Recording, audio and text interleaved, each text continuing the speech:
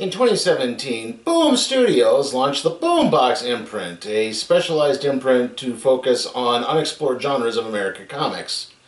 Enter writer C.S. Paquette, who drew upon her experience competing for her high school fencing team to pitch a series based on various sports manga she also read at the time. Fencing is a sword-based combat sport focused on 3 disciplines, which we'll elaborate on later, and has been an Olympic event since 1904. That being said, it's often viewed as a niche sport popular amongst the aristocracy, lumped in with the likes of polo, rowing, and squash. This is particularly true here in the States, where fencing's most mainstream medium representation was probably an episode of iCarly. Added to that, Paquette's desire to work in more LGBTQ plus themes into her work led her to set this at an all-boys boarding school, which in a way kind of winds up giving off vibes akin to the YouTube vlog version of All or Nothing. You know, the one where the 2 girls talk about all those wild college speech team parties. The series would run for 12 issues before then being followed by a grouping of various miniseries and graphic novels in its wake. And today we're looking at the first 4 issues of that series. This is Fence, Volume 1. Nicholas Cox is not your average fencer. He doesn't come from money, and he was trained by a not particularly good coach in exchange for doing odd jobs around the facility. Still, his coach, Joe, has noticed something in Nicholas and decided to enter him in a local tournament where hopefully he can earn a scholarship to a much better training academy, preferably the prestigious Exton Academy. Nicholas's first opponent is Seiji Katayama, an internationally trained fighter who hasn't lost a match in over a year. He's basically the Jack Nicklaus of the fencing circuit. Still, Nicholas has the confidence that he can at least hang with Seiji. Unfortunately, he really doesn't and soon finds himself down 8 points with 15 needed for victory. Desperate to land at least 1 blow, Nicholas spots a small opening, only to be immediately parried or countered. That being said, the mere strike seems to rattle Keiji, alerting the attention of another coach. Nicholas continues to put up a decent fight, but still fails to land a single point as Seiji wins easily. Seiji pays little mind to Nicholas as he's immediately offered a scholarship to the Exton Academy. It's the lack of sportsmanship that upsets Nicholas to the point that he swears to defeat Seiji one day. But he isn't the first to make such a vow. On the plus side, Nicholas does manage to land a scholarship, not to Exton, but rather to King's Rose Boys School, which is the worst fencing team in the state. Not only that, but the scholarship is conditional to Nicholas actually making the team. Also, he has a roommate, Seiji Katayama. Oh, well, that's only fair because after all, I did hide him from the... What? I have to wonder if Seiji knew he was getting a roommate, considering the fact he was just taking off his clothes in the middle of the dorm room like that. Seiji points out the 2 don't really know each other, though he does remember Nicholas, as the 2 immediately begin arguing with team captain Harvard Lee, who tells them to take up their situation with Coach Williams. The next thing the 2 young men know is that they've divided the room down the middle via the comedically drawn line on the floor. They eventually even go further, using a shower curtain to separate the beds, though this does lead to some very exposed hygiene practices in the morning. Seiji isn't Nicholas's only problem, as he gets hazed by another fencer named Aiden Kane, who gives Nicholas the wrong directions to the training facility. Everyone knows the practice facility is on the 4th floor next to the swimming pool. If you went to Bismarck High in the mid-90s, you would have gotten that joke. Thankfully, Nicholas is noticed by another fencer named Bobby Rodriguez, who gives him the proper directions. Bobby is immediately jealous of Nicholas for rooming with Seiji, where it's pointed out why Seiji is at King's Row and not Exton, where he had previously been offered a scholarship. It turns out he lost a regional final to Exton's top fencer, Jesse Costa, who is the son of Olympic champion Robert Costa, and Nicholas's half-brother.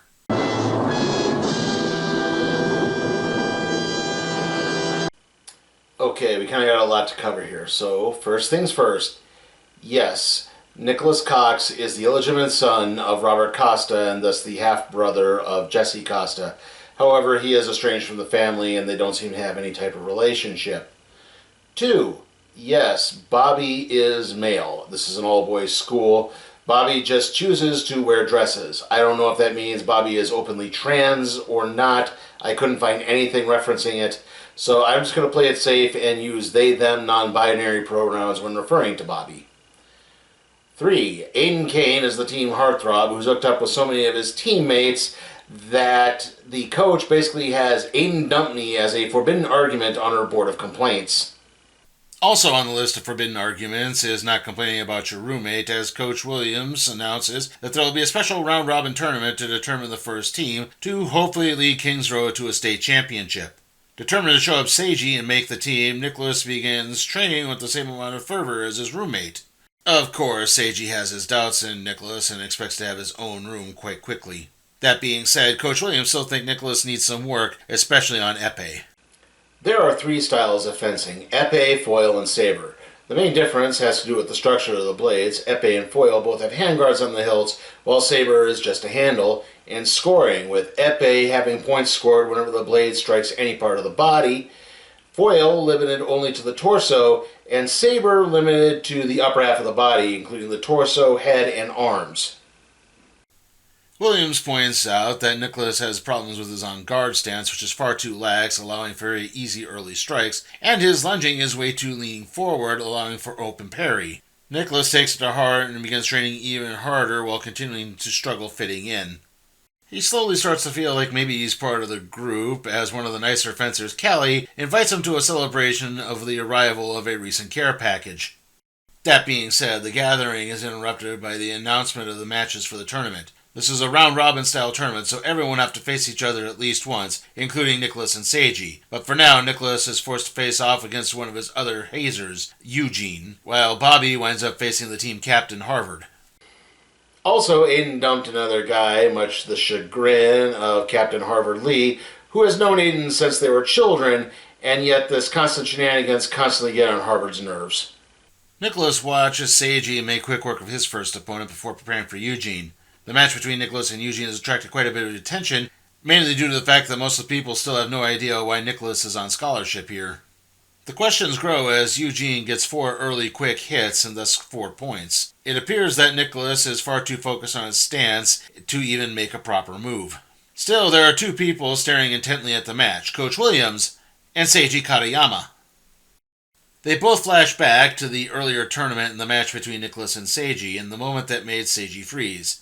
It turns out they've both recognized Nicholas's fighting style as being very similar to that of the Costa family. Whether or not they've actually pieced things together is unknown, but none of that really matters as Nicholas gets completely dismantled by Eugene 15-3. Seiji dismisses Nicholas as a fluke as he leaves. Later, Bobby points out to Nicholas that Seiji witnessed the entire match, and Nicholas is upset to the point that he basically bolts during the night and seemingly drops out. None of this really matters too much to Seiji, who must prepare for his next opponent, who just happens to be Aiden Kane. And that concludes our look at Fence Volume 1. How was it? Well, I think the artwork is really nice in this story, and they do a really good job of basically introducing fencing to people who really don't know much about fencing other than, well, there's sword fighting involved. So, again, I think it does a good job of setting the premise for the series, and, again, introducing a sport that may not be familiar to everyone. That being said, my main problem isn't so much with the story itself or the presentation, it's more the structure of the collection, basically. This is too short. 4 issues is really not enough. There's so much backstory going on that just as the main plot seems to finally be picking up, the volume ends. So, yeah, it leads to some very flat characterization. I mean, outside of Nicholas and Seiji, I can't really tell you too much more about any of the other cast members. I mean, I really had to look up things. There's just, I mean, again, I was kind of confused about Bobby a little bit. Again, this was supposed to be an all-boys school. I didn't know what, yeah, exactly. I looked it up. I did everything. So, again, I had to learn. So, but again, I could see where that would just be a bit of confusion, where maybe there could have just, if this had been a little longer, we could have gotten to know these characters a little bit more than just the principal 2 ones. If that made any sense. And again, it's just, I kind of wish this had either been 6 issues or even just 1 volume collecting all 12. Because I think that if you just collect the first series, that probably would have been a much more complete story and setting things up for further adventures down the line. Instead, this just feels kind of, I hesitate to say half-baked, but yeah, like, it's all set up and then nothing. So now it's like, if you want to read this, I would immediately suggest you get volume 2 or 3 as well, just to have something a bit more cohesive. So yeah, overall, this isn't entirely a downtrodden series. Like I said, there's a lot of good to it. If you're interested, I would recommend it, but I can't give it a full recommendation by any stretch of the imagination. I can't even give it an above average one, just because of this 4-issue volume.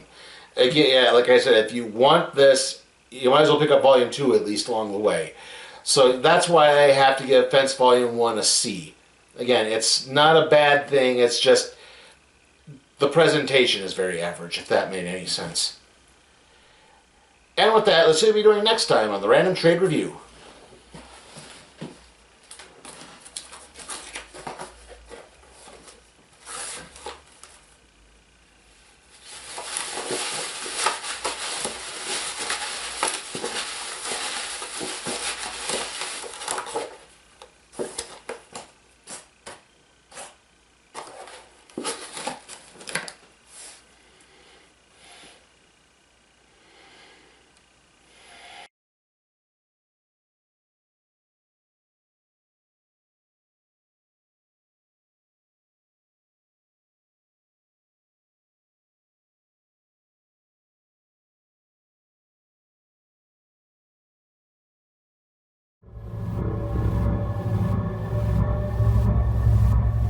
Hey guys, remember you can support my work at patreon.com/CP10 Productions, where you can even request a trade to be put in the randomizer, aka the cardboard box. Also, remember to like, comment, share, subscribe, and ring that notification bell so that you can be notified for further videos.